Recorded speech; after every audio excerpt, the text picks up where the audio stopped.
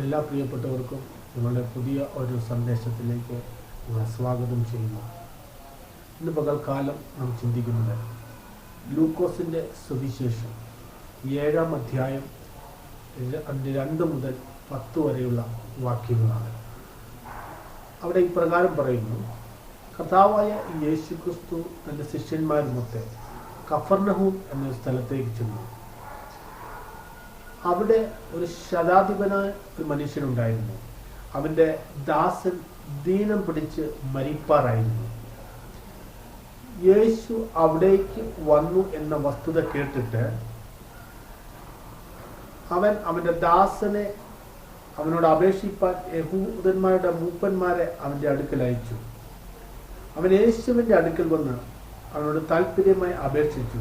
യേശു അവരോടുകൂടെ പോയി വീട് അടുക്കാറായപ്പോൾ ശതാധിപൻ അവൻ്റെ അടുക്കൽ ചെന്ന്, കർത്താവെ, നീ പ്രയാസപ്പെടേണ്ട, നീ എൻ്റെ പുരയ്ക്ക് അകത്തു വരാൻ ഞാൻ യോഗ്യനല്ല എന്ന് യേശുവിനോട് പറഞ്ഞു. പ്രിയമുള്ളവരെ, ഇന്ന് പകൽക്കാലം യൂട്യൂബിലൂടെ ഞങ്ങളുടെ ഈ സന്ദേശം കാണുന്ന നിങ്ങൾ ഇടയ്ക്ക് വെച്ച് സ്കിപ്പ് ചെയ്യാതെ ദയവായി ഈ സന്ദേശം മുഴുവനായി കാണുകയും ഞങ്ങളുടെ ചാനൽ നിങ്ങൾ സബ്സ്ക്രൈബ് ചെയ്ത് നിങ്ങളുടെ പിന്തുണ ഞങ്ങൾക്ക് തരികയും വേണം. നിങ്ങളുടെ പിന്തുണ ഞങ്ങൾക്ക് വളരെ വിലപ്പെട്ടതാണ്. അതുകൊണ്ട് നിങ്ങളെല്ലാവരും ഞങ്ങൾ അഭ്യർത്ഥിക്കുന്നു, നിങ്ങൾ മുഴുവനായി കണ്ട് ചാനൽ സബ്സ്ക്രൈബ് ചെയ്ത് ഞങ്ങൾക്ക് സപ്പോർട്ട് ചെയ്യണം. ഇവിടെ നാം ഈ കാണുന്ന ശതാധിപൻ ഒരു യഹൂദനായ വ്യക്തി അല്ലായിരുന്നു. ആ യേശു ക്രിസ്തുവിൻ്റെ കാലഘട്ടത്തിൽ യെരുശലേം എന്ന പട്ടണവും ഇസ്രായേൽ രാജ്യവും അത് റോമ ഗവൺമെന്റിന്റെ അധീനതയിലുള്ള സ്ഥലമായിരുന്നു. അത് റോമൻ പട്ടാളവും റോമൻ ഗവൺമെന്റും ആണ് അതിൻ്റെ പ്രവർത്തനങ്ങളെ നിയന്ത്രിച്ചിരുന്നത്. അപ്പോൾ ആ റോമൻ പട്ടാളത്തിൽ ഉള്ള ഒരു ശതാധിപനായ ഒരു മനുഷ്യനായിരുന്നു ഇദ്ദേഹം. അദ്ദേഹം റോമിൽ നിന്നും യെരുശലേമിലേക്ക് അല്ലെങ്കിൽ കഫർനഹൂമിലേക്ക് തന്റെ ജോലി സംബന്ധമായി അദ്ദേഹം കടന്നു വന്ന ഒരു പട്ടാള ഉദ്യോഗസ്ഥനായിരുന്നു. അപ്പൊ അവന്റെ ദാസന് ദീനമായി മരിപ്പാറായപ്പോൾ അവൻ യേശുവിന്റെ അരിക്കൽ ആളയച്ച്, കർത്താവേ, നീ കടന്നു വന്ന് എൻ്റെ ദാസനെ സൗഖ്യമാക്കണമെന്ന് അപേക്ഷിച്ചു. ആ അപേക്ഷിച്ചതിന്റെ ഫലമായിട്ടാണ് യേശു അവന്റെ അരിക്കൽ കടന്നു വന്നത്. എന്നാൽ അവന്റെ വീടിന് സമീപമായപ്പോൾ യേശുവിന്റെ അടുക്കൽ ശതാധിപൻ ആളയച്ചിട്ട് ഇപ്രകാരം പറഞ്ഞു: നീ എൻ്റെ പുരയ്ക്ക് അകത്തു വരുവാൻ ഞാൻ യോഗ്യനല്ല. നീയോ ദൈവപുത്രനും നീയോ ശ്രേഷ്ഠ പ്രവാചകനും മഹാപുരോഹിതനും ആണ് എന്ന് ആ ശതാധിപൻ മനസ്സിലാക്കിയിരുന്നു. അവൻ യേശുവിനോട് പറഞ്ഞു, ആയിരിക്കുന്ന സ്ഥാനത്ത് നിന്ന് ഒരു വാക്ക് കൽപ്പിച്ചാൽ എൻ്റെ ദാസൻ സൗഖ്യമാകും എന്ന് അവൻ പറയുകയുണ്ടായി. ഈ വാക്കുകൾ യേശുവിനെ വളരെയധികം അത്ഭുതപ്പെടുത്തി. ഇതുവരെയും മറ്റാരും യേശുവിനോട് പറയാത്ത ഒരു വാക്കാണ് അന്ന് ആ ശതാധിപനുണ്ടായത്. യേശു അത് കേട്ട് അവരിൽ ആശ്ചര്യപ്പെട്ട് തിരിഞ്ഞു നോക്കി തന്നെ അനുഗമിക്കുന്ന കൂട്ടത്തോടെ, ഇസ്രായേലിൽ കൂടെ ഇങ്ങനെയുള്ള വിശ്വാസം ഞാൻ കണ്ടിട്ടില്ല എന്ന് ഞാൻ നിങ്ങളോട് പറയുന്നു. ശതാധിപൻ പറഞ്ഞിരുന്നവൻ വീട്ടിൽ മടങ്ങി വന്നപ്പോൾ ദാസനെ സൗഖ്യത്തോടെ കണ്ടു. യേശു ആയിരുന്ന സ്ഥാനത്ത് ഒരു വാക്ക് കൽപ്പിച്ചപ്പോൾ അവന്റെ ദാസൻ സൗഖ്യമായി. ശ്രദ്ധിക്കുക, ഈ മനുഷ്യൻ റോമാക്കാരനാണ്. റോമൻ ചരിത്രം പഠിക്കുമ്പോൾ ആ കാലഘട്ടത്തിൽ റോമിലുള്ള ജനം അവർ പാഗൻ മതവിഭാഗത്തിൽപ്പെട്ടവരും അവർ ഡയാന എന്ന പേരുള്ള ഒരു ദേവതയെ പ്രധാനമായും ആരാധിച്ചു വന്നതുമായ ഒരു ജനവിഭാഗമാണ്. അങ്ങനെ റോമിൽ നിന്നും കടന്നു വന്ന മറ്റൊരു ദേശക്കാരൻ യേശു ക്രിസ്തുവിൽ വിശ്വസിക്കുകയും അവനൊരു വാക്ക് കൽപ്പിച്ചാൽ തൻ്റെ ദാസൻ സൗഖ്യമാകും എന്ന് അവൻ വിശ്വസിക്കുകയും യേശുവിനോട് പറയുകയും ചെയ്തു. ഇത് യേശുവിനെ ഏറ്റവും അധികം ആശ്ചര്യപ്പെടുത്തി. തൻ്റെ സ്വന്തം ജനമാകുന്ന യഹൂദന്മാരിൽ പോലും ഇത്രയും ഒരു വിശ്വാസം യേശു കണ്ടിട്ടില്ല. അവൻ ദൈവപുത്രനാണ് എന്ന് യഹൂദന്മാർ പലരും അംഗീകരിച്ചിരുന്നില്ല. പ്രത്യേകിച്ച് യഹൂദന്മാരുടെ മതപുരോഹിതന്മാരും ശാസ്ത്രിമാരും. എന്നാൽ ഒരു റോമൻ ശതാധിപൻ അവനെ അംഗീകരിക്കുന്നു എന്ന് കണ്ടപ്പോൾ അത് യേശുവിനെ ഏറ്റവും അധികം അത്ഭുതപ്പെടുത്തുകയുണ്ടായി. അന്ന് ശതാധിപന്റെ ദാസന് സൗഖ്യം വന്നു. ഇവിടെ നിന്ന് നാം എന്താണ് മനസ്സിലാക്കുന്നത്? ഇസ്രായേലിൽ അനേകർക്കുമില്ലാത്ത വിശ്വാസം റോമക്കാരനുണ്ടായിരുന്നു. അവന്റെ വിശ്വാസം മൂലം അവന്റെ ദാസൻ സൗഖ്യമാക്കി. അവൻ യേശുവിനെ അംഗീകരിച്ചു. അവനുള്ള ദൈവികത്വത്തെ അവൻ അംഗീകരിച്ചു. എന്നാൽ വിശുദ്ധ വേദപുസ്തകം പഠിക്കുമ്പോൾ യഹൂദന്മാർ അനേകരും യേശുവിനെ അംഗീകരിച്ചിരുന്നില്ല. പ്രധാനമായിട്ടും യഹൂദന്മാരുടെ മതപുരോഹിതന്മാർ. അവർ അവന്റെ ദൈവികത്വത്തെയോ അവൻ ദൈവപുത്രനാണ് എന്ന് പറഞ്ഞതിന് അവർ അംഗീകരിക്കാതെയും അവൻ ദൈവദൂഷണം പറയുന്നു എന്ന് അവർ വരുത്തി തീർക്കുകയും അവനെ യേശുവിനെ എങ്ങനെ നശിപ്പിച്ചു കളയണം എന്ന് അവർ പദ്ധതിയിടുകയും ചിന്തിക്കുകയും ചെയ്തു. അങ്ങനെ യേശുവിനെ അവർ നശിപ്പിച്ചു കളയണം എന്ന്, അവനെ കൊന്നുകളയണം എന്നുള്ള അവരുടെ പദ്ധതി പ്രകാരം അവർ യേശുവിനെ പിടിക്കുകയും മാറി മാറി വിസ്തരിച്ചിട്ടും യേശു ഒരു കുറ്റം ചെയ്തു എന്ന് അവർക്ക് കാണുവാൻ തെളിയിക്കുവാൻ സാധിച്ചില്ല. അതുകൊണ്ട് പീലാത്തോസ് ഇപ്രകാരം പറഞ്ഞു, ഞാൻ ഇവനിൽ കുറ്റമൊന്നും കാണുന്നില്ല, അവനെ എന്ത് ചെയ്യണം എന്ന് ചോദിച്ചപ്പോൾ യഹൂദ ജനം ഇപ്രകാരം ആർത്തു പറഞ്ഞു, അവനെ ക്രൂശിക്കായെന്ന്. ഞാൻ എന്താണ് നിങ്ങൾക്ക് ചെയ്യേണ്ടത് എന്ന് ചോദിച്ചപ്പോൾ യഹൂദ ജനം ഒന്നടങ്കം ഇപ്രകാരം പറഞ്ഞു, ഞങ്ങൾക്ക് കള്ളനും കവർച്ചക്കാരനുമായ ബറാബാസിനെ വിട്ടുതരിക, യേശുവിനെ ക്രൂശിക്കാം. അവരുടെ ആവശ്യം യേശുവിനെ ക്രൂശിച്ച് അവനെ ഇല്ലാതാക്കുക എന്നുള്ളതായിരുന്നു. മത്തായിയുടെ സുവിശേഷം 27-ാം അധ്യായം അതിന്റെ 22, 23 വാക്യങ്ങൾ പ്രകാരം പറയുന്നു, പീലാത്തോസ് അവരോട്, എന്നാൽ ക്രിസ്തു എന്ന യേശുവിനെ എന്ത് ചെയ്യേണ്ടു എന്ന് ചോദിച്ചതിന് അവനെ ക്രൂശിക്കണം എന്ന് എല്ലാവരും പറഞ്ഞു. അവൻ ചെയ്ത ദോഷം എന്ത് എന്ന് അവൻ ചോദിച്ചു. അവനെ ക്രൂശിക്കണം എന്ന് അവർ ഏറ്റവും നിലവിളിച്ചു പറഞ്ഞു. ആരവാരം അധികമാകുന്നതല്ലാതെ ഒന്നും സാധിക്കുന്നില്ല എന്ന് പീലാത്തോസ് കണ്ടിട്ട് വെള്ളമെടുത്ത് പുരുഷാരൻ കാണുക കൈകഴുകി, ഈ നീതിമാന്റെ രക്തത്തിൽ എനിക്ക് കുറ്റമില്ല, നിങ്ങൾ നോക്കിക്കൊള്ളുവിനെന്ന് പറഞ്ഞു. അങ്ങനെ അവൻ ബറാബാസിനെ അവർക്ക് വിട്ടുകൊടുത്തു. യേശുവിനെ ചമ്മട്ടി കൊണ്ട് അടുപ്പിച്ച് ക്രൂശിക്കേണ്ടത് ഏൽപ്പിച്ചു.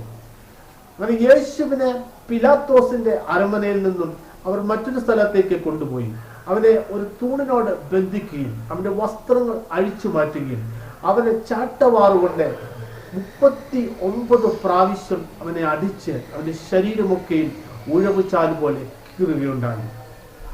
യേശു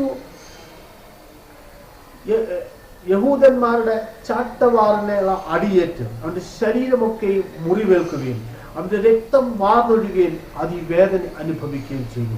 അതിനുശേഷം അവർ അവന്റെ മുകളിൽ ഒരു പച്ചമര കുരിശ് എടുത്ത് അവന് തലയോടിടം എന്ന ഗോൽഗോത്ത എന്ന് പേരുള്ള സ്ഥലം വരെ യേശുവിനെ കൊണ്ട് നിർബന്ധിച്ച് അവർ ക്രൂശ് ചുമപ്പിക്കുകയും ആ ക്രൂശിൽ അവരെ 2 കള്ളന്മാരുടെ മധ്യയിൽ അവരെ ക്രൂശിക്കുകയും ചെയ്തു. മത്തായിയുടെ സുവിശേഷം 27-ാം അധ്യായം 28 മുതൽ വാക്യപ്രകാരം പറയുന്നു, അവന്റെ വസ്ത്രം അഴിച്ച് അവന് ഒരു ചുവന്ന മേലങ്കി ധരിപ്പിച്ചു, മുള്ളുകൊണ്ട് ഒരു കിരീടം മടഞ്ഞ് അവന്റെ തലയിൽ വെച്ച് വലങ്കയിൽ ഒരു കോല് കൊടുത്ത് അവന്റെ മുമ്പിൽ മുട്ടുകുത്തി, യഹൂദന്മാരുടെ രാജാവേ ജയ ജയ എന്നെ പരിഹസിച്ചു. അവർ ദൈവപുത്രനായ യേശുവിന്റെ ദൈവത്വത്തെ അവർ അംഗീകരിച്ചില്ല.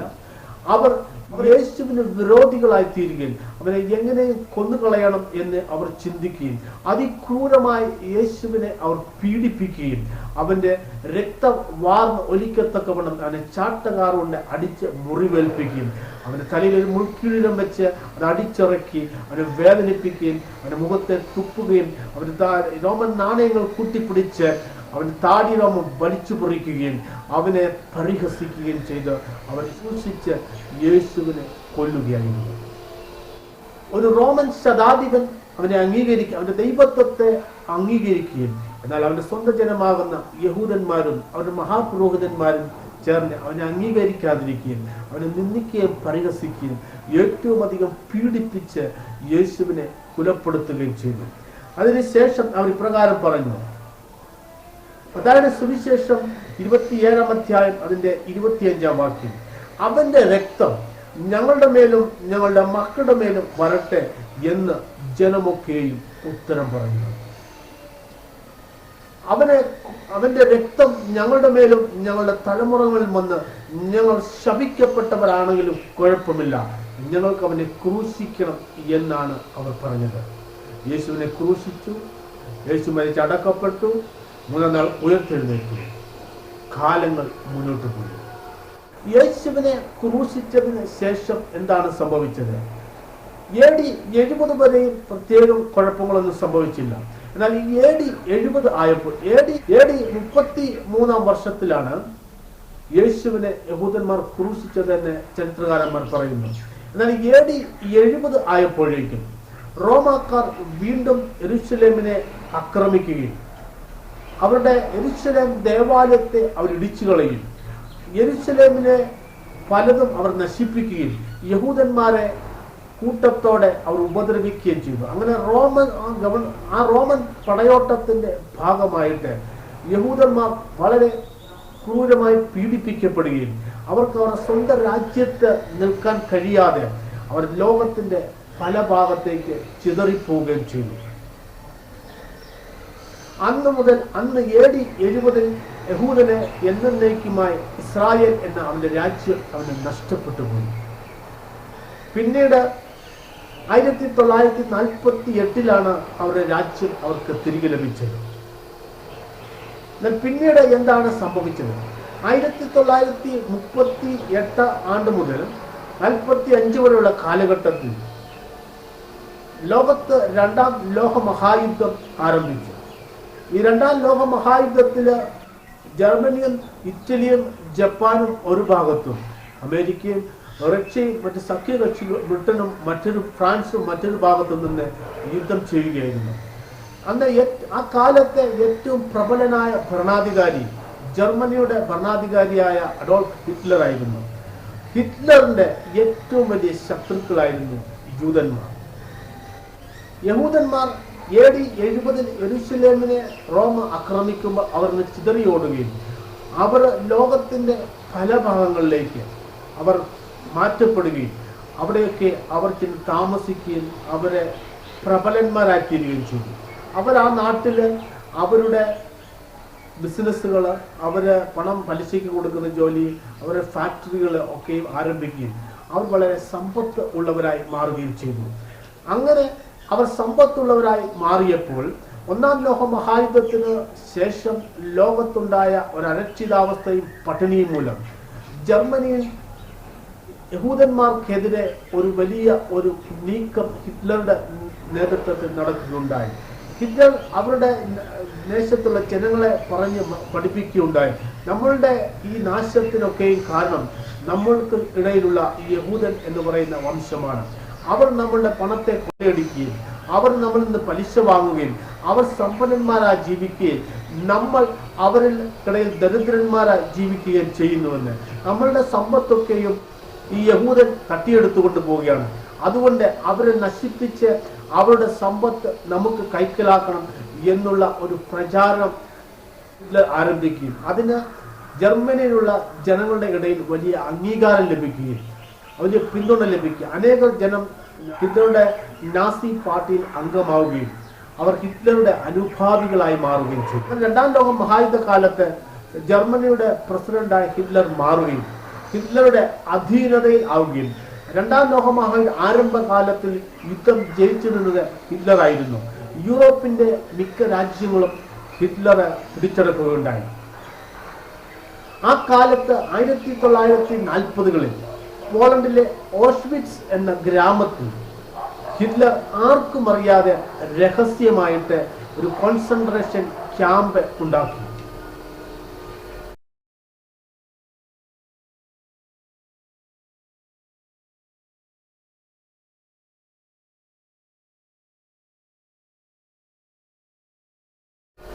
ഹിറ്റ്ലറുടെ നിർദ്ദേശപ്രകാരം നാസി പടയാളികൾ ദേശത്തിന്റെ പല ഭാഗത്ത് ആയിരുന്ന യഹൂദന്മാരെ ബലമായി പിടിക്കുകയും അവരെ ചരക്ക് വാഹനങ്ങളിൽ അടച്ച് അവരെ കൂട്ടം കൂട്ടമായിട്ട് ഓഷ്വിറ്റ്സിലെ കോൺസെൻട്രേഷൻ ക്യാമ്പുകളിലേക്ക് കൊണ്ടുവരികയും ചെയ്തു.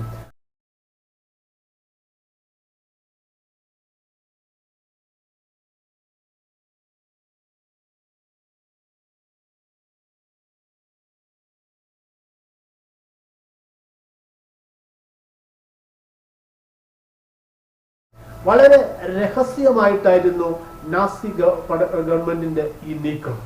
അവരെ പ്രകാരം യുദ്ധത്തിൽ നിങ്ങൾ പിടിക്കപ്പെടുകയും നിങ്ങൾ നാടുകടത്തപ്പെടുകയും ചെയ്യുകയാണ് എന്ന് പറഞ്ഞ് അവരെ യഹൂദന്മാരെ അവർ ബലമായി പിടിച്ച് നാടുകടത്തുവാൻ അവർ ട്രെയിനിൽ കയറ്റി അവർ കയ്യിൽ കിട്ടിയത് എടുത്തുകൊണ്ട് അവർ കടന്നു പോന്നു. അവർ കടന്നു വന്നത് അവരുടെ ഭാര്യമാരും മാതാപിതാക്കളും അവരുടെ കുഞ്ഞുങ്ങളും അടങ്ങുന്ന ഒരു സംഘമായിട്ടാണ് അവർ ആ ട്രെയിനിൽ കയറിയത്. ആ ട്രെയിനിൽ ശ്വാസം പോലും കിട്ടാത്ത ട്രെയിനിൽ അവരെ കുത്തിക്കയറ്റി അവരെ വാതിലടച്ച് അവരെ വളരെ രഹസ്യമായിട്ട് അവർ ഓഷ്വിറ്റ്സിലേക്ക് കൊണ്ടുവന്നു. ഈ നീക്കം വളരെ രഹസ്യമായിട്ടായിരുന്നു.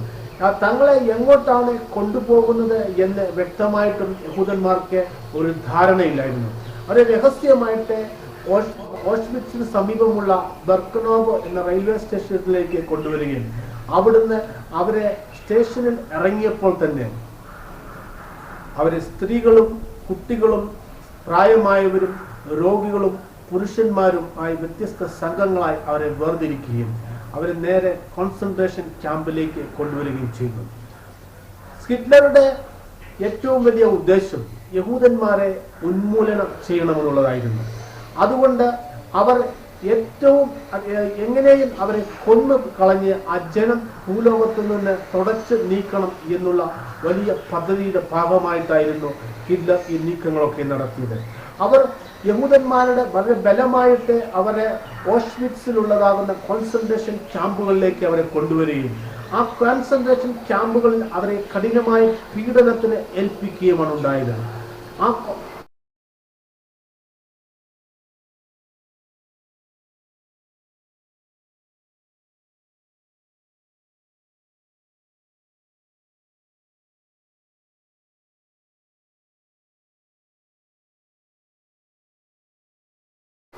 ഓരോ ദിവസവും ആയിരക്കണക്കിന് ജനത്തെയാണ് ദേശത്തിന്റെ വ്യത്യസ്ത ഭാഗത്തു നിന്ന് അവർ ട്രെയിനുകളിൽ അവിടേക്ക് കൊണ്ടുവന്നത്. അവിടെ കൊണ്ടുവന്ന റെയിൽവേ സ്റ്റേഷനിൽ ഇറങ്ങിയപ്പോൾ തന്നെ അവരുടെ കുട്ടികളെയും സ്ത്രീകളെയും മാതാപിതാക്കളെയും നല്ല ആരോഗ്യമുള്ളവരെയും ആരോഗ്യമില്ലാത്തവരെയും പ്രത്യേക ഗ്രൂപ്പുകളായി അവർ തിരിക്കുകയും അവരെ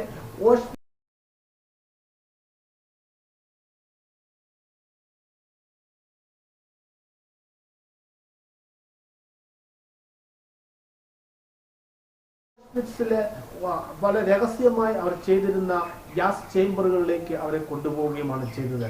ആ ഗ്യാസ് ചേംബറുകൾ കൊണ്ടുപോയി അവരെ ഗ്യാസ് ചേംബറുകൾക്കുള്ളിൽ കുട്ടികൾക്ക് ഒരു ഗ്യാസ് ചേംബർ, പ്രായമുള്ളവർക്ക് ഒരു ഗ്യാസ് ചേംബർ, സ്ത്രീകൾക്ക് ഒരു ഗ്യാസ് ചേംബർ, അങ്ങനെ പ്രത്യേകം ഗ്യാസ് ചേംബറുകൾ അവരെ അടയ്ക്കുകയും പുറത്തുനിന്ന് വാതിൽ അവർ കുറ്റിയിടുകയും വിഷവാതകം അതിന് നിറച്ച് അവരെ ക്രൂരമായി കൊല്ലുകയുമായിരുന്നു.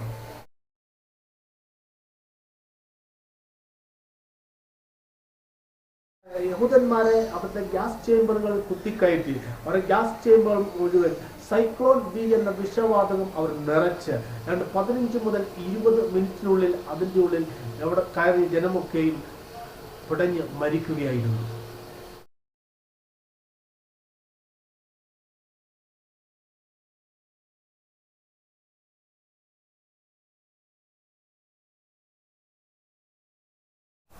ഓഷ്വിറ്റ്സിലെ കോൺസെൻട്രേഷൻ ക്യാമ്പ് യൂതന്മാർക്ക് വേണ്ടി ഹിറ്റ്ലർ ഒരുക്കിയ കുലക്കളമായിരുന്നു.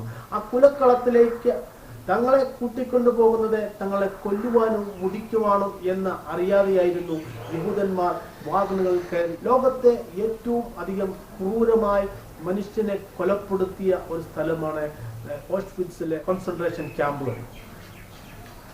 അവർക്ക് ഒന്ന് പ്രതികരിക്കാൻ പോലും അവർക്ക് അനുവദിച്ചില്ല. നാസി പട്ടാളത്തിന്റെ തോക്കിൻ മുനയ്ക്ക് മുമ്പിലായിരുന്നു അവർ ആരെങ്കിലും പ്രതികരിക്കാൻ ശ്രമിച്ചവരെ അവർ വളരെ മാരകമായി ഉപദ്രവിക്കുകയും അവരെ വെടിവെച്ചു കൊല്ലുകയോ അവരെ കഠിനമായി പീഡിപ്പിക്കുകയോ അവരെ കഠിനമായി പീഡിപ്പിക്കുന്ന സെല്ലുകളിലേക്ക് മാറ്റുകയും അവർക്ക് ഭക്ഷണവും വെള്ളവും കൊടുക്കാതെ വണ്ണം അവർ ആഹാരം ലഭിക്കാതെ വണ്ണം അവരവിടെ കഷ്ടത അനുഭവിക്കുകയും ചെയ്തു.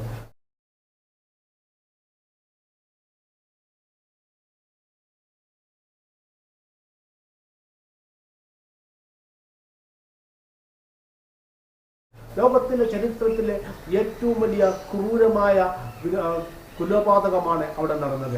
പ്രിയമുള്ളവരെ ശ്രദ്ധിക്കുക, യഹൂദൻ അവിടെ കടന്നു വരുമ്പോൾ ആ റെയിൽവേ സ്റ്റേഷനിൽ വെച്ച് അവരുടെ സ്ത്രീകളെയും അവരുടെ ഭാര്യമാരെയും മക്കളെയും അവരെ മാതാപിതാക്കളെയും അവർക്ക് വേർപിരിയേണ്ടി വന്നു.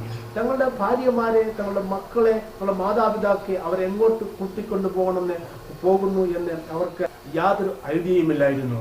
അവർക്ക് നാസി പട്ടാളത്തിന്റെ തോക്കിൻ മുലയിൽ അവർ പറഞ്ഞ ആജ്ഞ അനുസരിച്ച് അവർക്ക് മുന്നോട്ട് പോകുവാൻ മാത്രമേ കഴിഞ്ഞുള്ളൂ. അവർ മുന്നോട്ട് കൊണ്ടുപോയ അവരെ ഗ്യാസ് ചേമ്പറുകൾക്കുള്ളിൽ കയറ്റി അവർ വാതിലടക്കുകയും അവരെ സൈക്ലോൺ ബി എന്ന മാരക വിഷം ഗ്യാസ് ചേമ്പറുകൾക്കുള്ളിൽ നിറച്ച് അവർ 15 മുതൽ 20 മിനിറ്റിനുള്ളിൽ അവർ പിടഞ്ഞു മരിക്കുകയുമായിരുന്നു.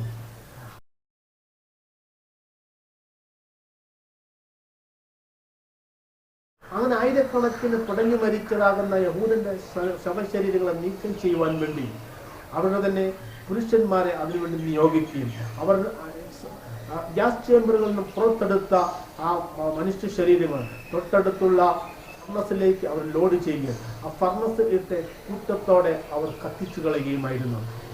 1940 മുതൽ 45 വരെ എല്ലാ ദിവസവും തുടർച്ചയായി നടന്ന ഒരു സംഭവമായിരുന്നു ഇത്. എന്നാൽ ഇത് പുറം ലോകം അറിയാതെ അവർ വളരെ രഹസ്യമായിട്ട് വെച്ചു. ഇത്രയും മാരകമായ പീഡനം അവിടെ നടന്നിട്ടും അവരിൽ ഒരുപാട് പേരെ അവർ പട്ടിണിക്കിടുകയും അവരെ രോഗികളാക്കുകയും അവർക്ക് കുടിക്കുവാൻ വെള്ളം കൊടുക്കുകയോ ആഹാരം കൊടുക്കുകയോ ചെയ്യാതെ വലിയ പീഡനത്തിന് അവരെ ഇരയാക്കുകയും ചെയ്തു.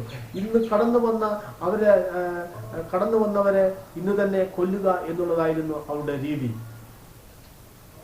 ചിലരെ ജയിലിലെ ജോലികൾക്ക് വേണ്ടി അവരെ നിയോഗിക്കുകയും അടുത്ത ദിവസങ്ങളിൽ അവരും കൊല്ലപ്പെടുകയുമായിരുന്നു. ഓരോ യഹൂദനും തന്റെ മരണത്തിന്റെ ഊഴം കാത്ത് ആയിരുന്നു ആ ജയിലുകൾക്കുള്ളിൽ കഴിഞ്ഞുകൂടിയിരുന്നത്. അവര് ഏതാണ്ട് 13 ലക്ഷം ജനത്തെയാണ് കോൺസെൻട്രേഷൻ ക്യാമ്പിൽ പട്ടാളം കൊന്നുകളഞ്ഞത്.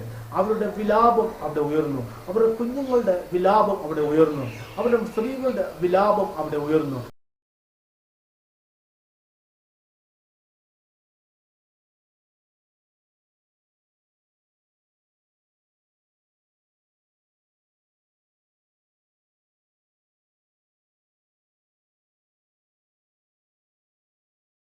അവരുടെ നിലവിളിയുടെ ശബ്ദം കേൾക്കുവാനായിട്ട് ആരും അവിടെ ഉണ്ടായിരുന്നില്ല. അവർ കൂട്ടത്തോടെ മരിക്കുമ്പോൾ അവരുടെ മരണം കണ്ട് ആസ്വദിക്കുന്ന നാസി പട്ടാളം മാത്രമായിരുന്നു ഇത് അവിടെ ഉണ്ടായിരുന്നത്. അഡോൾഫ് ഹോൾസ് എന്ന് പറയുന്ന ഒരു നാസി പട്ടാള നേതാവിന്റെ നേതൃത്വത്തിൽ അദ്ദേഹത്തിന്റെ നിർദ്ദേശവും അനുസരിച്ചായിരുന്നു ഈ നാസി പട്ടാളം ഇവരെ ക്രൂരമായിട്ട് അവിടെ കൊലപ്പെടുത്തിയത്.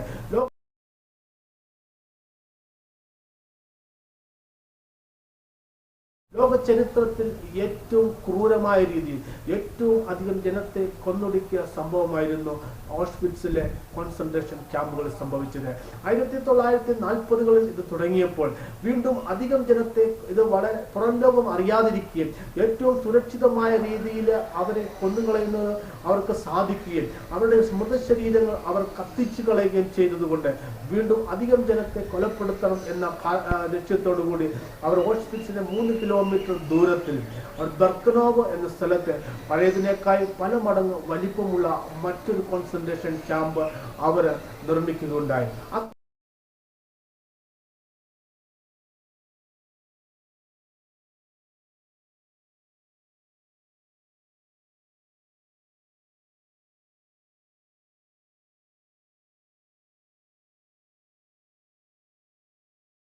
കോൺസെൻട്രേഷൻ ക്യാമ്പിന്റെ ഉള്ളിൽ ഒരു റെയിൽവേ സ്റ്റേഷൻ തന്നെ ഉണ്ടായിരുന്നു.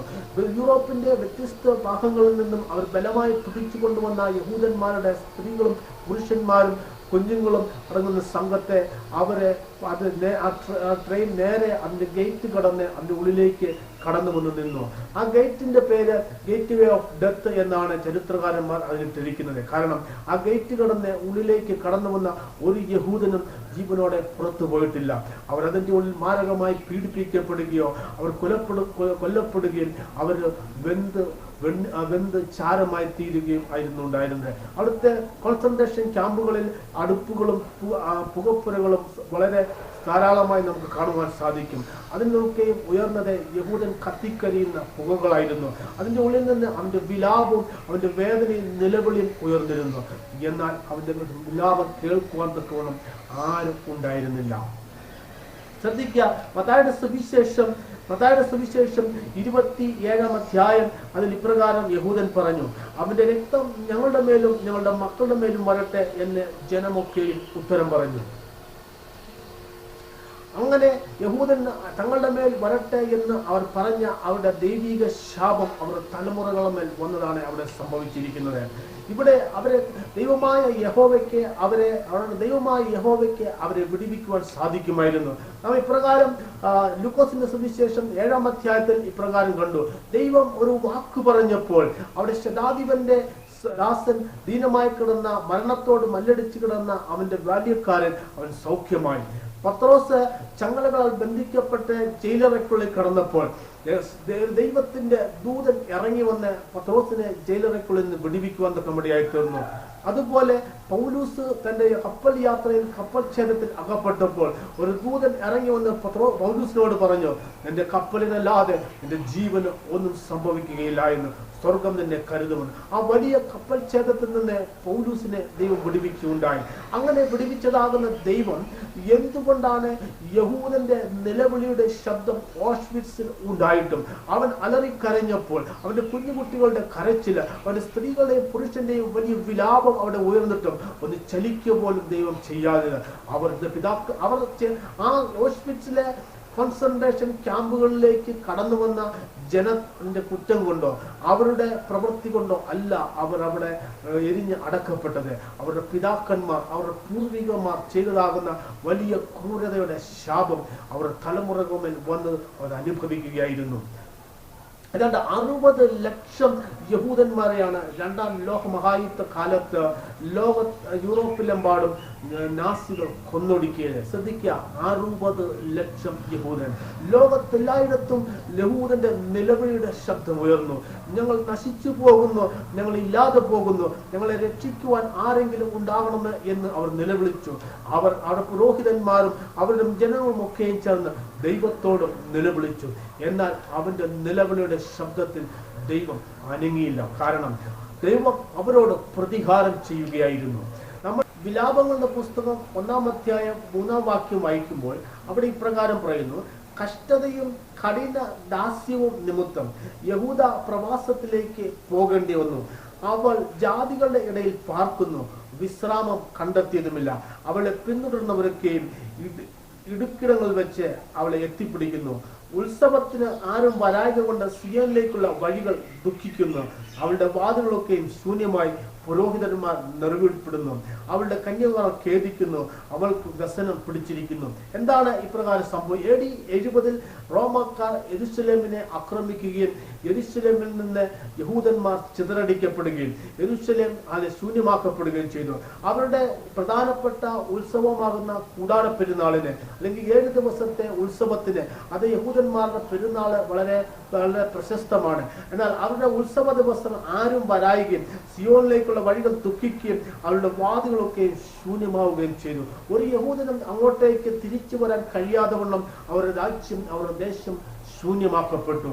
വിലാപങ്ങളുടെ പുസ്തകം 1-ാം അധ്യായം 5-ാം വാക്യം, അവളുടെ അതിക്രമ ബാഹുല്യ നിമിത്തം യഹോവ അവൾക്ക് സങ്കടം വരുത്തിയതിനാൽ അവളുടെ വൈരികൾക്ക് പ്രാധാന്യം ലഭിച്ചു. അവളുടെ ശത്രുക്കൾ ശുഭമായിരിക്കുന്നു. അവളുടെ കുഞ്ഞുങ്ങൾ വൈരിയുടെ മുമ്പായി പ്രവാസത്തിലേക്ക് പോകേണ്ടി വന്നു. ഈ വിലാപങ്ങളുടെ പുസ്തകം 1-ാം അധ്യായം 5-ാം വാക്യത്തിൽ പറഞ്ഞ പ്രകാരം അവരുടെ കുഞ്ഞുങ്ങൾ ഈ പ്രവാസത്തിലേക്ക് അവർക്ക് AD 70 മുതൽ യഹൂദാജനം ലോകത്തങ്ങൾ ചിതറടിക്കപ്പെടുകയും അവർ പ്രവാസത്തിൽ ആവുകയും ചെയ്തു. നോക്കുക, BC 575 യിരെമ്യാ പ്രവാചകൻ അരുളിച്ചതാകുന്ന ആ പ്രവചനം എങ്ങനെ നിവൃത്തിയാകുന്നു എന്ന്. വീണ്ടും 7-ാം വാക്യത്തിൽ ഇപ്രകാരം പറയുന്നു, ആരുമില്ലാതെ അവളുടെ ജനം വൈരികളുടെ കയ്യിൽ അകപ്പെട്ടപ്പോൾ വൈരികൾ അവളെ നോക്കി അവളുടെ നാശത്തെ കുറിച്ച് ചിരിച്ചു. ആരാണ് അവരുടെ വൈരികൾ? നാസി ഗവൺമെന്റ്, നാസി പട്ടാളമായിരുന്നു യഹൂദന്റെ വൈരികൾ. അവരുടെ കൈകളിൽ യഹൂദൻ അകപ്പെട്ടു. അവന്റെ വൈരികളാകുന്ന നാസികൾ അവരുടെ നാശത്തെ കുറിച്ച് അവർ ചിന്തിച്ച് അവർ ചിരിച്ചു. അവരെ നശിപ്പിച്ചു കളയുന്നതിനെ കുറിച്ച് അവർ ചിന്തിക്കുകയും അവരെ പദ്ധതികൾ തയ്യാറാക്കുകയും ചെയ്യുന്നു. യെരൂശലേം കഠിന പാപം ചെയ്തിരിക്കൊണ്ടും മലിനമായിരിക്കുന്നു. അവളുടെ ബഹുമാനിച്ചവരൊക്കെ അവളുടെ നഗ്നത കണ്ടിട്ട് അവളെ നിന്ദിക്കുന്നു. അവളോ നെടുവീർപ്പിട്ടുകൊണ്ട് പിന്നോക്കം തിരിയുന്നു. യെരൂശലേം എപ്പോഴാണ് കഠിന പാപം ചെയ്തത്? അവർ ദൈവപുത്രനായ യേശുവിനെ അവർ നിന്ദിക്കുകയും പരിഹസിക്കുകയും അവനെ ചാട്ടവാർ കൊണ്ട് അടിച്ച് മുറിവേൽപ്പിച്ച് വേദനപ്പെടുത്തുകയും അവന്റെ മുഖത്തെ തുപ്പുകയും അവന്റെ തോളിൽ ഭാരമേറിയ പച്ചമുറിക്കുറിച്ച് ചുമപ്പിച്ചുകൊണ്ട് അവന്റെ ഗൊൽഗോത്ത എന്ന സ്ഥലത്തെ ക്രൂശിൽ തറയ്ക്കുകയും അവന്റെ മരണത്തിൽ അവർ ആഹ്ലാദിക്കുകയും അവർ സന്തോഷിക്കുകയും ചെയ്തു. അതായിരുന്നു യഹൂദൻ തന്റെ ജീവിതത്തിൽ ചെയ്ത ഏറ്റവും വലിയ പാപം. അവർ ദൈവത്തോട് പാപം ചെയ്തു. അവർ ഒരിക്കലും ദൈവത്താൽ ക്ഷമിക്കുവാൻ കഴിയാത്തതാകുന്ന മഹാപാതകം അവർ ചെയ്തു. യഹോവയുടെ മഹാക്രോധം യെരൂശലേമിന്റെ മേലും യഹൂദ ജനത്തിന്റെ മേലും ഉണ്ടായി. അവിടെ ഇപ്രകാരം പറയുന്നു, അവളുടെ നഗ്നത കണ്ടിട്ട് അവളെ നിന്ദിക്കുന്നു. എപ്പോഴാണ് യഹൂദാജനം നഗ്നരാക്കപ്പെട്ടത്? അവരെ കൂട്ടം കൂട്ടമായി ബാച്ചുകളായിട്ട് അവരെ ഗ്യാസ് ചേംബറുകളിലേക്ക് കൊണ്ടുവന്നപ്പോൾ ഗ്യാസ് ചേംബറുകളിലേക്ക് പ്രവേശിക്കുന്നതിന് മുമ്പ് അവരുടെ എല്ലാവരുടെയും വസ്ത്രങ്ങൾ അവർ അഴിച്ചു മാറ്റുകയുണ്ടായി. അവരുടെ സ്ത്രീകളും അവരുടെ കുട്ടികളും അവരുടെ വാർദ്ധക്യമുള്ളവരും അവരുടെ പുരുഷന്മാരുടെയും അവരുടെ വസ്ത്രങ്ങൾ അവർ അഴിച്ചു മാറ്റി അവർ വിവസ്ത്രരായിട്ട് മാത്രമേ അവരെ ഗ്യാസ് ചേംബറിലേക്ക് കടത്തിവിട്ടുള്ളൂ. അവരുടെ നഗ്നത കണ്ട് നാസി പട്ടാളം ഊറിച്ചിരിച്ച് അവർ ആനന്ദിച്ചു.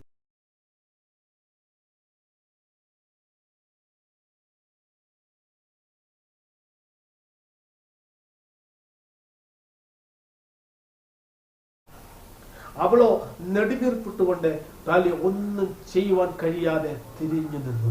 അവളുടെ നെറുവീർപ്പിന്റെ ഓസ്വിറ്റ്സിലെ കോൺസെൻട്രേഷൻ ക്യാമ്പിൽ വെച്ച് അവളുടെ നെടുവീർപ്പും അവളുടെ വിലാപവും അവളുടെ കണ്ണുനീരും വേദനയും കാണുവാനോ കേൾക്കുവാനോ ആരുമില്ലായിരുന്നു. ദൈവം അവർക്ക് എതിരായി നിന്നു. വീണ്ടും 11-ാം വാക്യത്തിൽ ഇപ്രകാരം പറയുന്നു, അവളുടെ സർവ്വജനം നെടുവീർപ്പിട്ടുകൊണ്ടും ആഹാരം തിരയുന്നു. വിശപ്പടക്കുവാൻ ആഹാരത്തിനു വേണ്ടി അവർ തങ്ങളുടെ മനോഹര വസ്തുക്കളെ കൊടുത്തു കളഞ്ഞു. യഹോവേ, ഞാൻ നിന്ദിതയായിരിക്കുന്നു, കടാക്ഷിക്കണമെന്ന്. ഓസ്വിറ്റ്സിലെ കോൺസെൻട്രേഷൻ ക്യാമ്പുകളിൽ കൊണ്ടുവന്നവരെ എത്രയും പെട്ടെന്ന് കൊലപ്പെടുത്തി അവരെ ഇല്ലാതാക്കുക എന്നുള്ളതായിരുന്നു അവരുടെ ലക്ഷ്യം. കാരണം അവരവിടെ തുടർന്നാൽ അവർക്ക് ആഹാരം കൊടുക്കേണ്ടി വരും. അതുകൊണ്ട് തന്നെ അവരെ കൊണ്ടുവന്ന ഉടനെ തന്നെ മണിക്കൂറുകൾക്കുള്ളിൽ ഗ്യാസ് ചേംബറുകൾക്കുള്ളിൽ അവരെ കൊന്നു തീർക്കുകയായിരുന്നു നാസികൾ ചെയ്തു. എന്നാൽ ചിലരെ അവരെ മാറ്റി നിർത്തുക, ചില ആരോഗ്യമുള്ളവരെ പണിയെടുപ്പിക്കുവാൻ, ചിലരെ അവരുടെ ആ കാലത്തെ മെഡിക്കൽ സയൻസിന്റെ പരീക്ഷണങ്ങൾക്ക് വിധേയമാക്കുവാൻ വേണ്ടി ഒരു കൂട്ടം ജനത്തെ അവർ മാറ്റി നിർത്തി. അവരുടെ പരീക്ഷണശാലകളിലേക്ക്, അവരുടെ മെഡിക്കൽ സയൻസിന്റെ ഓപ്പറേഷൻ തിയേറ്ററുകളിലേക്ക് അവരെ കൊണ്ടുപോവുകയും അവരുടെ മേൽ പല വ്യത്യസ്തമായ കെമിക്കലുകളും അവരെ കുത്തിവെച്ച് അത് മനുഷ്യനിലുണ്ടാകുന്ന മാറ്റങ്ങൾ അവരെ എന്താണെന്ന് അവർ പരീക്ഷണത്തിന് യഹൂദനെ വിധേയമാക്കി. അവിടെ യഹൂദൻ ശരീരത്തിലേക്ക് പരീക്ഷണശാലകളിലെ പരീക്ഷണ വസ്തുക്കൾ, കെമിക്കലുകൾ കുത്തി അവൻ ഏറ്റവും അധികം വേദന അനുഭവിച്ചു. അവനോട് പിടഞ്ഞു മരിച്ചു. അനേക കുഞ്ഞുങ്ങളെ പലവിധമാകുന്ന പരീക്ഷണങ്ങൾക്ക് വിധേയമാക്കി. അവരുടെ കുഞ്ഞുങ്ങളുടെ കൈകാലുകൾ അവർ മുറിച്ചു മാറ്റി. യഹൂദന്റെ കൈകാലുകൾ അവർ വെട്ടിമാറ്റി. രക്തം കട്ട പിടിക്കുന്നതിന് വേണ്ടിയുള്ള മരുന്നുകളുടെ പരീക്ഷണം അവർ നടത്തി.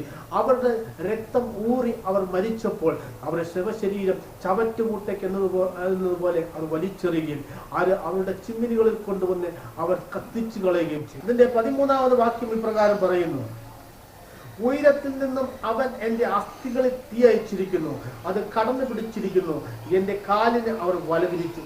ഈ വാക്യം എപ്പോഴാണ് നിറവേറ്റത്? യഹൂദൻ ചേമ്പറുകളിൽ മരിച്ചതാകുന്ന സ്ത്രീകളും കുട്ടികളും പുരുഷന്മാരും പ്രായമാരുടെ മൃതശരീരം തൊട്ടടുത്തുള്ള ചിമ്മിനികളിൽ അവർ നിറയ്ക്കുകയും അവിടെ വെച്ച് അവരെ തീ കത്തിക്കുകയും ചെയ്തപ്പോൾ അവർ അസ്ഥികൾ വെന്ത് ഒരുങ്ങി അവർ ചാരവും പുകയുമായി മാറി. അപ്പോൾ അതിന്റെ 14ാം വാക്യത്തിലേക്ക് വരുമ്പോൾ ഇപ്രകാരം പറയുന്നു: എൻ്റെ അതിക്രമങ്ങളുടെ നുകം അവൻ സ്വന്തം കൈയാൽ പിണച്ചിരിക്കുന്നു, അവ എൻ്റെ കഴുത്തിൽ പിണഞ്ഞിരിക്കുന്നു, അവൻ എൻ്റെ ശക്തി ക്ഷയിപ്പിച്ചു, എനിക്ക് എതിർത്ത് നിൽക്കുവാൻ കഴിയാത്തവരുടെ കയ്യിൽ കർത്താവ് എന്നെ ഏൽപ്പിച്ചിരിക്കുന്നു. ശ്രദ്ധിക്കുക, എനിക്ക് എതിർത്ത് നിൽക്കുവാൻ കഴിയാത്തവരുടെ കയ്യിൽ കർത്താവ് എന്നെ ഏൽപ്പിച്ചു. എൻ്റെ അതിക്രമങ്ങളുടെ നുകം ഞാൻ ചുമന്നു എന്ന്. അവർ ചെയ്തതാകുന്ന പാപത്തിന്റെ ശമ്പളം, അവർ ചെയ്തതാകുന്ന ക്രൂരതയുടെ ദൈവനിന്ദയുടെ ശമ്പളം അവരുടെ പിൻതലമുറക്കാർ അനുഭവിക്കുകയായിരുന്നു. നാസികളോടെ അവർക്ക് എതിർത്ത് നിൽക്കുവാൻ കഴിഞ്ഞില്ല. അവരുടെ തോക്കിൻ മുലയിൽ അവർക്ക് നിൽക്കേണ്ടി വന്നു. അല്ലെങ്കിൽ എതിർത്തവരെയൊക്കെയും അവർ വെടിവെച്ചു കൊന്നു. ചിലരെ അവർ തൂക്കിക്കൊന്നു. ചിലരെ അവർ ലബോറട്ടറികളിൽ പരീക്ഷണങ്ങൾക്ക് വിധേയമായി പല വ്യത്യസ്തമാകുന്ന ക്ലിനിക്കൽ ട്രയൽസിന് അവർ വിധേയമായി അവർ അവിടെയൊക്കെയും മരിച്ചു. അനേകർ പട്ടിണി കിടന്നും വെള്ളം ലഭിക്കാതെ അവിടെ പിടഞ്ഞു മരിച്ചു. അവർ ശത്രുക്കളുടെ പിടഞ്ഞു മരിക്കുകയായിരുന്നു. ഓഷ്വിറ്റ്സിലെയും ബർക്കനോവിലെയും അവരുടെ കോൺസെൻട്രേഷൻ ക്യാമ്പുകളിൽ അവരെ 11.5 ലക്ഷം യഹൂദന്മാരെ കൊന്നു എന്നാണ് ഔദ്യോഗിക കണക്ക്. അവരോടൊപ്പം 1.5 ലക്ഷം പോളണ്ടുകാരും 25,000 വരുന്ന ജിപ്സികളും അതുപോലെ 15,000 വരുന്ന റോമാക്കാരും അവർ കോൺസെൻട്രേഷൻ ക്യാമ്പുകളിൽ മരിച്ചു എന്ന് പറയുന്നു. അനൗദ്യോഗിക കണക്കിൽ 15 ലക്ഷം ജനത്തെ കോൺസെൻട്രേഷൻ ക്യാമ്പിലെ ഗ്യാസ് ചേമ്പറുകളിൽ കയറ്റി സൈക്ലോൺ ബി എന്ന മാരകമാകുന്ന വിഷം ഉപയോഗിച്ച് അവരെ കൂട്ടത്തോടെ കൊന്നുകളയും. അവരുടെ ഫർണസുകളിലത്തെ കൂട്ടത്തോടെ അവർ കത്തിച്ച് ചാരമാക്കി അവരെ മാറ്റി എന്നും ലോക ചരിത്രം പറയുന്നു. എങ്ങനെയെങ്കിൽ അനൗദ്യോഗിക കണക്ക് പറയുന്നത് 13 ലക്ഷം യഹൂദന്മാരെ കോൺസെൻട്രേഷൻ ക്യാമ്പുകളിൽ കൊണ്ട് 60 ആടുകളെ പോലെ അവരെ കൊന്നുകളയുന്നു. പല ഭാഗങ്ങളിലായിട്ട് 60 ലക്ഷം ജനത്തെ യഹൂദന്മാരെ നാസികൾ കൊന്നുമുടിച്ചു എന്നാണ് ചരിത്രം പറയുന്നത്. ലോകത്തെ ഇതുപോലെ വേട്ടയാടപ്പെട്ട ഒരു ജനമില്ല. ലോകത്തെ ഇതുപോലെ പീഡിപ്പിക്കപ്പെട്ട ഒരു ജനമില്ല. ലോകത്തെ ഇതുപോലെ വെട്ടിനുറുക്കപ്പെട്ട ഒരു ജനമില്ല. ലോകത്തെ ഇതുപോലെ വിലപിച്ച ഒരു ജനമില്ല. എന്നാൽ അവരുടെ ദൈവമായ യഹോവ അവർക്ക് എതിരെ തിരിഞ്ഞു നിൽക്കുകയായിരുന്നു. കാരണം തൻ്റെ ഏകജാതൻ യെരൂശലേമിലേക്ക് മാനവരാശിയുടെ രക്ഷയ്ക്ക് വേണ്ടി കടന്നു വന്നവനെ അവർ അതുപോലെ ആക്രമിച്ച് അവന്റെ ശരീരം ഉടച്ചു വാർത്ത് അവന്റെ രക്തം അവിടെ ഒഴുകി അവന്റെ വിലാപം കണ്ട് അവർ ആനന്ദിച്ചു. അവന്റെ വിലാപം കണ്ട് അവർ ആനന്ദിച്ചതുപോലെ അവരുടെ തലമുറകളുടെ വിലാപം കണ്ട് നാസികൾ ആനന്ദിക്കുകയായിരുന്നു. ആ അവസ്ഥ അവർക്ക് സംഭവിക്കുകയുണ്ടായി. ഇത് നിമിത്തം ഞാൻ കരയുന്നു, എൻ്റെ കണ്ണുനീരൊഴുക്കുന്നു, എൻ്റെ പ്രാണനെ തണുപ്പിക്കേണ്ടതിന് ആശ്വാസപ്രദൻ എന്നോട് അകന്നിരുന്നു. ശത്രു പ്രബലനായിരിക്കാൻ എൻ്റെ മക്കൾ നശിച്ചിരിക്കുന്നു. അവർ പ്രകാരം പറഞ്ഞു, എൻ്റെ പ്രാണനെ തണുപ്പിക്കേണ്ടതിന് എൻ്റെ ആശ്വാസപ്രദൻ എന്നോട് അകന്നിരുന്നു. ആരാണ് അവന്റെ ആശ്വാസം? സ്വർഗത്തിലെ ദൈവം. അവരെ തിരിഞ്ഞു നോക്കാതെ അവനോട് അകന്നിരുന്നു. ശ്രദ്ധിക്കുക, 13 ലക്ഷം യഹൂദ ജനത്തിന്റെ നിലവിളിയും കരച്ചിലും കണ്ണുനീരും, അവരുടെ കുഞ്ഞുകുട്ടികളുടെ കരച്ചിൽ, അവരുടെ കുഞ്ഞുകുട്ടികളെ അവർ ഓപ്പറേഷൻ മെഡിക്കൽ സയൻസിന്റെ പരീക്ഷണങ്ങൾക്ക് വേണ്ടി പരീക്ഷണശാലകളിലേക്ക് കൊണ്ടുപോകുകയും അവരുടെ രഹസ്യ ഭാഗങ്ങൾ അവർ മുറിച്ചു മാറ്റുകയും പുരുഷന്മാരെ എങ്ങനെ സ്ത്രീകൾ ആക്കി മാറ്റോ ലിംഗമാറ്റം നടത്താം എന്നുള്ള പരീക്ഷണങ്ങൾക്ക് അവരുടെ കുഞ്ഞുങ്ങൾ വിധേയമായി. അവരുടെ സ്ത്രീകൾ പരീക്ഷണങ്ങൾക്ക് വിധേയമായി. അവരുടെ പുരുഷന്മാരെ മെഡിക്കൽ സയൻസിന്റെ പരീക്ഷണങ്ങൾക്ക് വിധേയമായി. അവരുടെ കൈകാലുകൾ അവർ വെട്ടി മാറ്റിക്കൊണ്ട് ബ്ലഡ് എങ്ങനെ പെട്ടെന്ന് ക്ലോട്ട് ചെയ്യുന്ന മരുന്ന് എങ്ങനെ ഉണ്ടാക്കാം എന്ന് അവർ ക്ലിനിക്കൽ ട്രയൽസ് അവർ നടത്തുകയും അവർ നിലവിളി കേൾക്കുവാൻ അവരുടെ ദൈവം തയ്യാറായി. ശ്രദ്ധിക്കുക, ലൂക്കോസിന്റെ സുവിശേഷത്തിൽ നമ്മൾ ഇപ്രകാരം കണ്ടു. ഒരു ശതാധിപന്റെ വീടിന്റെ അടുത്ത് യേശു വന്നപ്പോൾ അവനൊരു വാക്ക് പറഞ്ഞു, നീ എൻ്റെ പുരയ്ക്കകത്ത് വരുവാൻ ഞാൻ യോഗ്യനല്ല. നീ അവിടെ നിന്ന് ഒരു വാക്ക് കൽപ്പിച്ചാൽ എൻ്റെ ദാസൻ സൗഖ്യമാകും. യേശു അവിടെ നിന്ന് ഒരു വാക്ക് അയച്ചപ്പോൾ അവന്റെ ദാസൻ മരണകരമായ രോഗത്തിൽ നിന്ന് വിടുവിക്കപ്പെട്ടു. പത്രോസ് ചങ്ങലകൾ ബന്ധിക്കപ്പെട്ടവനായിരുന്നു. ഒരു ദൂതൻ ഇറങ്ങി അവന്റെ ചങ്ങലകളെ അറുത്തുമാറ്റി അവനെ ജയിലിൽ നിന്ന് പുറത്തു കൊണ്ടുവന്നു. പൗലോസ് കപ്പൽ ഛേദത്തിൽ അകപ്പെട്ടപ്പോൾ അവിടെ അവൻ മരിക്കപ്പെടേണ്ടവൻ, അവൻ മരിക്കുവാൻ ദൈവം അനുവദിച്ചില്ല. ദൈവത്തിന്റെ സന്നിധിയിൽ എത്രയോ ദൂതന്മാരുണ്ട്. ദൈവം എത്രയോ മഹാശക്തിയുള്ളവനാണ്. അവന്റെ ഒരു കരം പ്രവർത്തിച്ച നാസി കോൺസെൻട്രേഷൻ ക്യാമ്പുകളിൽ ആർക്കും ഒന്നും അവന്റെ മക്കളെ ചെയ്യുവാൻ കഴിയില്ല. അവൻ അത്രത്തോളം ശക്തനായ ദൈവമത്രേ. എന്നാൽ യഹോവ ദൈവം അതിന് മുതിർന്നില്ല. അവർ ചെയ്ത പ്രകാരം പറഞ്ഞു, ഞങ്ങൾ ചെയ്യുന്ന ഇവന്റെ രക്തം ഞങ്ങളുടെ മേലും ഞങ്ങളുടെ തലമുറ മേലും വരട്ടെ എന്ന് അവർ ആക്രോശിക്കുകയുണ്ടായി. അതുപോലെ യേശുവിന്റെ രക്തം, അവന്റെ ദൈവത്തിന്റെ പ്രതികാരം യഹൂദ ജനത്തിന്റെ മേല് അത് കടന്നു വന്ന് അവരെ നശിപ്പിക്കുകയുണ്ട്. യാക്കോബുടെ പുസ്തകം 2-ാം അധ്യായം അതിന്റെ 3-ാം വാക്യത്തിൽ തന്റെ ഉഗ്ര കോപത്തിൽ അവൻ ഇസ്രായേലിന്റെ കൊമ്പ് ഒക്കെയും വെട്ടിക്കളഞ്ഞു. തന്റെ വലങ്കൈ അവൻ ശത്രുവിന്റെ മുമ്പിൽ നിന്ന് പിൻവലിച്ചു കളഞ്ഞു. ചുറ്റും ദഹിപ്പിക്കുന്ന ജ്വാല പോലെ അവൻ യാക്കോബിനെ ദഹിപ്പിച്ചു കളഞ്ഞു. വിലാപങ്ങളുടെ പുസ്തകത്തിൽ അത് യിരെമ്യാ പ്രവാചകൻ പ്രവചിച്ച പ്രവചനം എത്ര ഭയങ്കരമായിട്ടാണ് അത് നിവൃത്തീകരിച്ചത്. അവന്റെ ഉഗ്ര കോപത്തിൽ തന്റെ ഏകജാതനെ യഹൂദൻ നിന്ദിക്കുകയും പരിഹസിക്കുകയും അവനെ വേട്ടയാടുകയും അവനെ ഉപദ്രവിക്കുകയും അവന്റെ ശരീരം ഉടച്ച് നുറുക്കിക്കളയും. അവൻ നിലവിളിച്ചുകൊണ്ട് ഏലി ഏലി ലമ്മ ശബക്താനി എന്ന് നിലവിളിച്ചുകൊണ്ട് എൻ്റെ ദൈവമേ എന്നെ കൈവിട്ടുകൊണ്ട് എന്ന് യേശു അതിവേദനയിൽ ക്രൂശിൽ കിടന്ന് നിലവിളിച്ചപ്പോൾ അവന്റെ നിലവിളി കേട്ടുകൊണ്ട് അവർ അവനെ നോക്കുക, അവനെ രക്ഷിക്കുവാൻ വേണ്ടി ഏലിയാവും മോശം ഇറങ്ങി വരുമോ എന്ന് നമുക്ക് നോക്കാം എന്ന് പറഞ്ഞുകൊണ്ട് അവരെ പരിഹസിച്ച് അവർ ചിരിക്കുകയുമായിരുന്നു. എന്നാൽ അവരുടെ തലമുറകൾ ഹല്ലേലൂയ പ്രൈസ് തന്റെ ഉഗ്ര കോപത്തിൽ ഇസ്രായേലിന്റെ കൊമ്പൊക്കെയും വെട്ടിക്കളഞ്ഞു. അവന്റെ വലങ്കൈ ശത്രുവിന്റെ മുമ്പിൽ നിന്നും പിൻവലിച്ചു. യഹോവയുടെ കരം അവരെ രക്ഷിക്കുവാൻ ദൈവം നീട്ടിയില്ല. അവർക്ക് ചുറ്റും ദഹിപ്പിക്കുന്ന ജ്വാല പോലെ യാക്കോബനെ അവർ ദഹിപ്പിച്ചു കളഞ്ഞു എന്ന് പറഞ്ഞാൽ യാക്കോബന്റെ സന്തതികളെ അവനാൽ ഓഷ്വിറ്റ്സിലെ കോൺസെൻട്രേഷൻ ക്യാമ്പുകളിലെ ഫർണസുകളിൽ അവരെ ദഹിച്ച് ചാരമായി തീർന്നു. എത്ര വലിയ ദൈവകോപമാണ് അവരെ സംഭവിച്ചത്. അനേകം യഹൂദന്മാരെ ഓഷ്വിറ്റ്സിലെ കോൺസെൻട്രേഷൻ ക്യാമ്പിൽ കൊണ്ടുപോയി ക്രൂരമായി കൊന്നുകളഞ്ഞു എന്ന് ലോകം അറിയുന്നത് 1945 വരെ മാത്രമാണ്. 1940 മുതൽ 45 വരെ എല്ലാ ദിവസവും അവർ 100 കണക്കിന് 1000 കുട്ടികളെയും സ്ത്രീകളെയും പുരുഷന്മാരെയും അവർ ഗ്യാസ് ചേമ്പറുകളിൽ കൊന്ന് അവർ ചുട്ടരിച്ച് ചാരമാക്കി മാറ്റി. പ്രിയമുള്ളവരെ, 13 ലക്ഷത്തിലധികം ജനത്തെ ചാരമാക്കി. അവരുടെ നിലവിളിക്ക് മുമ്പിൽ ഒരു ദൈവവും തടഞ്ഞില്ല. ഇത്രമാത്രം ദൈവകോപം അവരുടെ മേലുണ്ടായി, ഇത്രമാത്രം പീഡനം അവരുടെ മേലുണ്ടായി. അവരെ രക്ഷിക്കുക ലോകം പോലും അതറിയാത്തവണ്ണം ആ സംഭവം രഹസ്യമാക്കി വെച്ചു. ഒരു വീഡിയോ റിപ്പോർട്ട് ചെയ്തില്ല. ആ കോൺസെൻട്രേഷൻ ക്യാമ്പിൽ നിന്ന് ഒരുത്തൻ പോലും രക്ഷപ്പെട്ട് പുറത്തു വരുവാൻ അവർ അനുവദിച്ചില്ല. അതുകൊണ്ട് തന്നെ അതാരും അറിഞ്ഞില്ല എന്നുള്ളത്. എത്ര ഭയങ്കരമായിട്ടാണ് എൻ്റെ ഉഗ്ര കോപം അവരുടെ മേൽ വന്ന് യാക്കോബിന്റെ സന്തതികളെ ദൈവം ദഹിപ്പിച്ച് കളഞ്ഞത്. 4-ാം വാക്യം എന്ന് പറഞ്ഞു, ഒരു ശത്രു എന്ന പോലെ അവൻ വില്ല് കൊലച്ചു, വൈരി എന്ന പോലെ അവൻ വലം കൈ ഹോങ്ങി, കണ്ണിന് കൗതുകമുള്ളതൊക്കെ അവൻ നശിപ്പിച്ചു. സിയോൻ പുത്രിയുടെ കൂടാരത്തിൽ തന്റെ ക്രോധം തീ പോലെ ചൊരിഞ്ഞു. ഇത് സംഭവിച്ചത് ഓഷ്വിറ്റ്സിലെ കോൺസെൻട്രേഷൻ ക്യാമ്പുകളിലായി. ചൊരിഞ്ഞത് യഹൂദൻ. വിലാപങ്ങളുടെ പുസ്തകം എന്ന് പറയുന്ന പുസ്തകം പ്രവചിക്കുന്നു യെരൂശലേമിന്റെ തകർച്ചയും യഹൂദന്റെ പാലായനവും അതിന്റെ തകർച്ചയും അവരുടെ നാശവുമാണ് പ്രവചിച്ചത്. ആ പ്രവചനം നിവൃത്തിയായത് ഈ കോൺസെൻട്രേഷൻ ക്യാമ്പുകളിലാണ്. അതിനെ കേൾക്കുന്ന പ്രിയ ദൈവജനമേ, ലോകത്ത് ദൈവത്തിന്റെ കോപത്തിന് മുമ്പിൽ പിടിച്ചു നിൽക്കുവാൻ ഒരു മനുഷ്യനും ഒരു വ്യക്തിക്കും കഴിയുകയില്ല. ഇന്ന് ലോകത്തിൽ ദൈവക്രിസ്തു അന്ന് തന്റെ സ്വന്തം ജനത്തിലേക്ക് കടന്നു വന്ന യേശുവിനെ കൈക്കൊള്ളുവാൻ മടിച്ച യഹൂദന്മാരുടെ പുരോഹിതന്മാരും അവരുടെ ന്യായശാസ്ത്രിമാരും അവരുടെ മക്കളും അവരുടെ കുഞ്ഞുമക്കളും കൂട്ടത്തോടെ ന്യായവിധിക്ക് പാത്രരായതുപോലെ ലോകത്ത് ആരൊക്കെയും തന്റെ ഏകജാതന്റെ സുവിശേഷത്തിന് വിരോധമായി നിൽക്കുകയും അവരെ തകർത്ത് കളയുവാൻ, അതിനെ ഉപേക്ഷിക്കുകയും അതിനെ തള്ളിക്കളയുകയും ചെയ്തവർ നിശ്ചയമായും ലോകത്തിൽ വലിയ ന്യായവിധിയുണ്ട്.